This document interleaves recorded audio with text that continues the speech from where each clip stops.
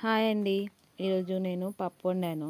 మా పాప పప్పు వండుతేనేమో అమ్మ పప్ప వద్దమ్మా ప్లీజ్ అన్నది.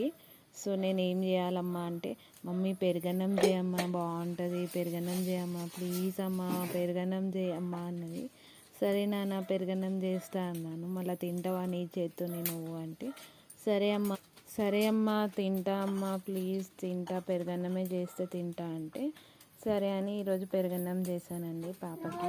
అన్నం మెత్తగా ఉడికించుకొని కడాయిలో ఆయిల్ పోసుకొని అందులో పోపు దినుసులు అన్నీ వేసేసుకొని మొత్తం అన్నం ఉడికించుకొని రెడీ పెట్టుకొని అందులో పెరుగు కలుపుకొని పెరుగు వేసేసుకొని అందులో బాగా మిక్స్ చేసేసుకొని పెరిగేసుకున్నాను మొత్తము. పెరిగేసుకున్నాక ఉప్పు వేసేసి కలుపుకొని తినడమే. మా పాప ఎలా తినేదో కూడా వీడియో తీయమనింది. అమ్మ నేను చెప్తానమ్మా వీడియోలో అంటే సరే అని వీడియో తీశాను. అది షార్ట్స్లో పెట్టాను, ఇప్పుడు కూడా పెడతాను. మీకు ఈ వీడియో కనుక నచ్చినట్లయితే లైక్ చేయండి, షేర్ చేయండి, సబ్స్క్రైబ్ చేయడం మర్చిపోకండి. ఇలాంటి కంటెంట్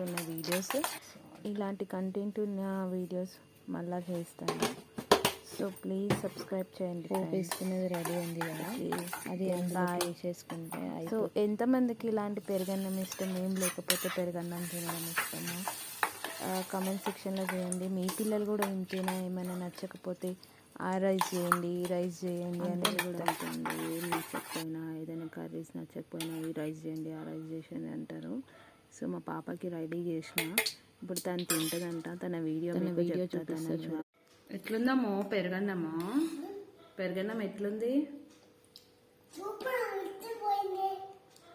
సూపర్ ఉందా? అవునా?